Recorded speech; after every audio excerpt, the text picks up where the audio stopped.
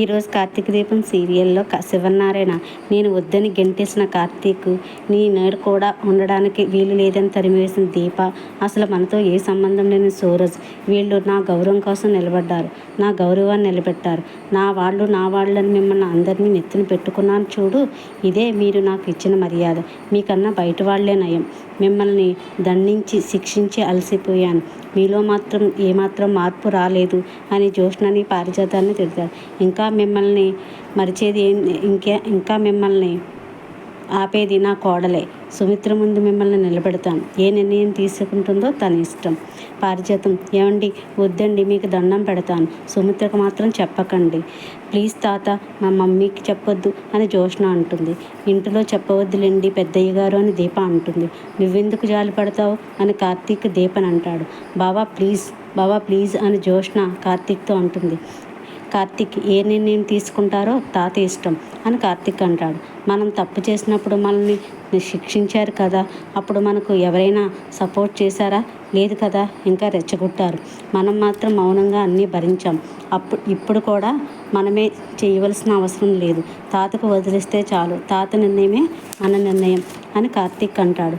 పెద్దయ్య గారు మీ ఇష్టం అని దీప అంటుంది. ఏం న్యాయం చేస్తారో చెయ్యండి అని అంటుంది. ఏమండి, సుమిత్రకు మాత్రం చెప్పకండి అని పారిజాతం అంటుంది. ప్లీజ్ తాత, మమ్మీకి తెలిస్తే ఊరుకోదు అని జ్యోత్స్న అంటుంది. ఈ భయం తప్పు చేస్తున్నప్పుడు ఎందుకు ఉండడం లేదు? అప్పుడు ఎందుకు గుర్తుకు రావడం లేదు? సుమిత్ర ముందే చెప్పింది, పోటీ అనేది న్యాయంగా జరగడం లేదు. ఆ విషయంలో తప్పు ఏమన్నా జరిగితే నిర్ణయాలు కఠినంగా తీసుకోండి. ఇక్కడ జరిగిన నేను ఇంట్లో చెప్పను అంటే మీ మమ్మీ మిమ్మల్ని శిక్షిస్తుందని అనుకుంటున్నారా?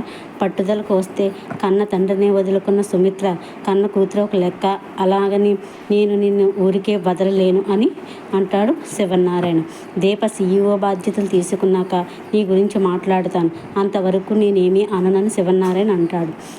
జ్యోత్స్న రేపటి వరకు వాయిదా వేశారు అంటే నా విషయంలో ఏదో పెద్ద నిర్ణయమే తీసుకుంటున్నారని అనుకుంటుంది.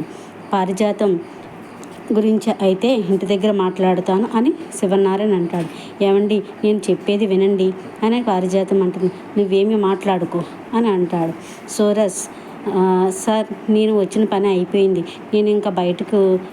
నేను బయలుదేరుతాను అని అంటాడు. ఏంటి అయిపోయింది? నువ్వు ఈ సంస్థలో ఉండాలి అని శివనారాయణ అంటాడు. కార్తీక్ సూరజ్ బాధ్యత నీది అని కార్తీక్తో చెప్తాడు శివనారాయణ. సూరజ్ కార్తీక్తో నేను నీతో మాట్లాడాలి అని అంటాడు. కార్తీక్ తర్వాత మాట్లాడదాం, ఎలాంటి నిర్ణయాలైనా తర్వాత తీసుకుందామని కార్తీక్ అంటాడు. శివనారాయణ కార్తీక్ ఇంటికి వెళ్దాం, కారు తీయని అంటాడు. దీప నువ్వు మాతో రామ్మ, పారిజాతం నువ్వు జ్యోత్స్న మాతో రండి, కారు ఎక్కండి పదండి అని శివనారాయణ అంటాడు. ఇంట్లో చెప్పేస్తాడేమోనని నాకు అదే భయంగా ఉంది అని జ్యోత్స్న అంటుంది. గ్రాని నువ్వు మాత్రం నా పేరు చెప్పకని జ్యోత్స్న అంటుంది. తెలిసిపోయిందిగా, మమ్మీకి తెలియదుగా అని జ్యోత్స్న అంటుంది. అంటే నేను ఇరుక్కుపోయానా అని పారిజాతం అంటుంది. పారిజాతం శివనారాయణ పిలుస్తున్నాడు పద అని అంటుంది. వస్తున్నానండి అని పారిజాతం జ్యోత్స్న వెళ్తారు.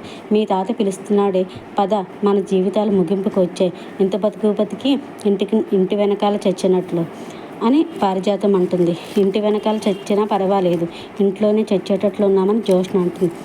పద తొందరగా వెళ్దామని పారిజాతం అంటుంది.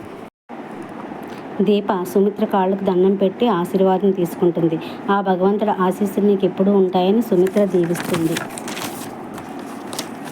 నువ్వు గెలిచినందుకు నాకు చాలా సంతోషంగా ఉందని సుమిత్ర చెప్తుంది. నిజం చెప్పు అత్త, నీ కూతురు ఓడిపోయినందుకు నీకు బాధగా లేదా అని కార్తీక్ అంటాడు. ఒక అమ్మగా నా కూతురు గెలవాలని నేను కోరుకుంటానురా, కానీ దానికంటే ముందుగా ఒక మనిషిగా నిజాయితీ గెలవాలని కోరుకుంటున్నానని సుమిత్ర అంటుంది. వీళ్ళ మొహాలేంటి ఇంత డల్గా ఉన్నాయని సుమిత్ర అంటుంది. మేము బాగానే ఉన్నాం మమ్మీ అని జ్యోత్స్న అంటుంది. చూడు జ్యోత్స్న, ప్రయత్నించి ఓడిపోతే అది కూడా విజయం కిందే లెక్క అని సుమిత్ర అంటుంది. అవును మమ్మీ, నేను ఈ కండిషన్లో స్పోర్టివ్గానే తీసుకుంటున్నాను, ఓడిపోయినందుకు బాధ ఏమీ లేదని జ్యోత్స్న అంటుంది.